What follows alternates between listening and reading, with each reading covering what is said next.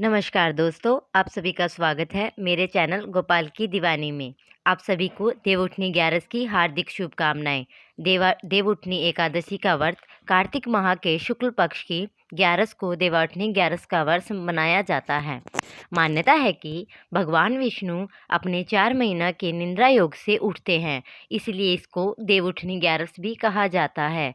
हिंदू धर्म में देवउठनी ग्यारस का खास महत्व है। इस बार देवउठनी ग्यारस 23 नवंबर को मनाई जाएगी। देवउठनी ग्यारस को छोटी दिवाली भी कहा जाता है। देवउठनी ग्यारस को दिवाली के 11वें दिन आने वाली एकादशी को बोला जाता है। इस ग्यारस को दिवालियों का सीजन भी आरंभ हो जाता है। धार्मिक मान्यताओं के मुताबिक कार्तिक मास के उपलक्ष्य एकादशी को सृष्टि के संचालक प्रभु श्री विष्णु भगवान तथा समस्त देव 4 महीनों के बाद विश्राम से जागते हैं, इसलिए इसे देवउठनी एकादशी के नाम से भी जाना जाता है। इस दिन प्रभु हरि विष्णु की विशेष पूजा की जाती है। इस दिन शुभ कार्य किए जाते हैं। देवउठनी ग्यारस का आरंभ होगा 22 नवंबर रात 11:03 पर और समाप्त होगा 23 नवंबर रात्रि 9:03 पर। उदय तिथि के अनुसार देवउठनी ग्यारस का व्रत 23 नवंबर दिन बृहस्पतिवार को रखा जाएगा और 24 नवंबर सुबह 6 बजे से 8 मिनट तक ब्राह्मण का शुभ मुहूर्त होगा। देवउठनी एकादशी में तुलसी विवाह का आरंभ हो जाता है। देवउठनी से लेकर कार्तिक पूर्णिमा तक तुलसी का विवाह किया जाता है। एकादशी के दिन अगर कोई तुलसी का विवाह करता है तो इसका महत्व और भी बढ़ जाता है।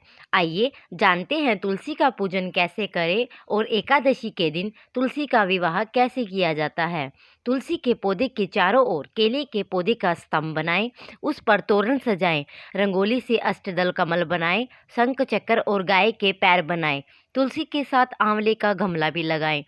तुलसी के 5 पंचांग के अनुसार तुलसी की पूजा करें। दशाक्षरी मंत्र से तुलसी का आह्वान करें। तुलसी का दक्षाक्षरी हरि मंत्र है श्रीम ह्रीं क्रीम अहम वृंदावने स्वाहा। घी का दीपक जलाएं। सिंदूर, रोली, चंदन और तुलसी के वस्त्र का अलंकार से शोभित करें। फिर तुलसी अष्टोत्तर या दामोदर अष्टोत्तर पढ़ें। चारों ओर दीप दान करें। एकादशी के दिन दामोदर को तुलसी चढ़ाने का फल 1000 गोदान के बराबर होता है।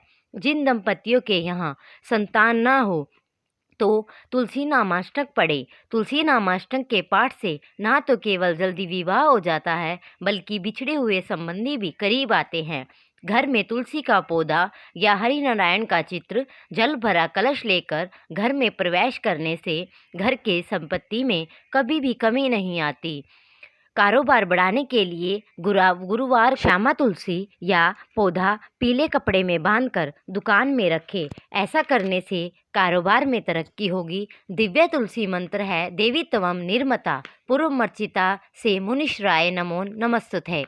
तुलसी पापम हर हर प्रिय। ओम श्री तुलसी विद्याय विष्णु प्रियाय दीपय तनो वृदा प्रचोदयात। इस मंत्र को बोलते हुए आपको 11 या 21 बार तुलसी की परिक्रमा करनी है और भगवान शालिग्राम और तुलसी माता का विवाह संपन्न करें। यदि आपके पास शालिग्राम न हो तो आप लड्डू गोपाल से भी तुलसी माता का विवाह करा सकते हैं।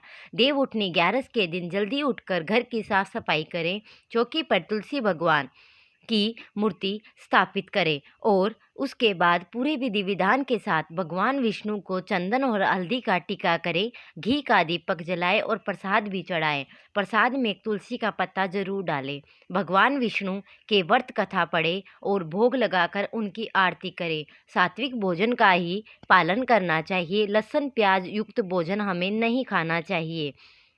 व्रत का प्रहन शुभ मुहूर्त ही करना चाहिए और शुभ मुहूर्त है प्रहन का 24 नवंबर शुक्रवार सुबह 6 बजे से 8:13 तक।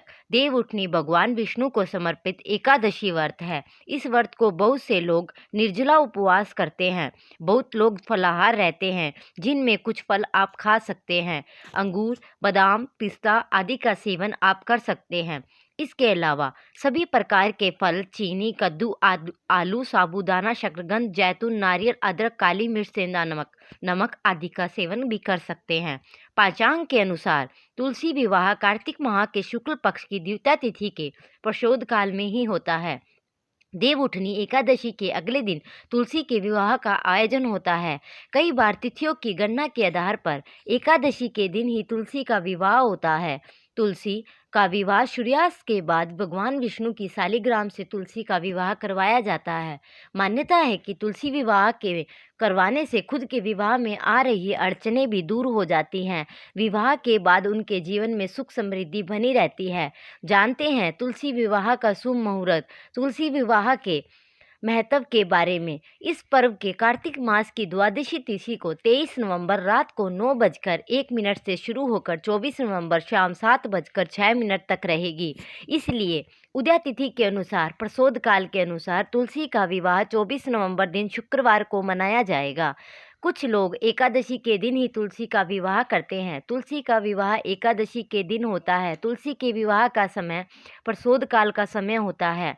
विवाह के दिन प्रसोद काल का समय रहेगा 5:25 से शुरू होगा। तुलसी विवाह का शुभ मुहूर्त रहेगा 5:35 के बाद। इस दिन तुलसी विवाह में 3 योग बन रहे हैं।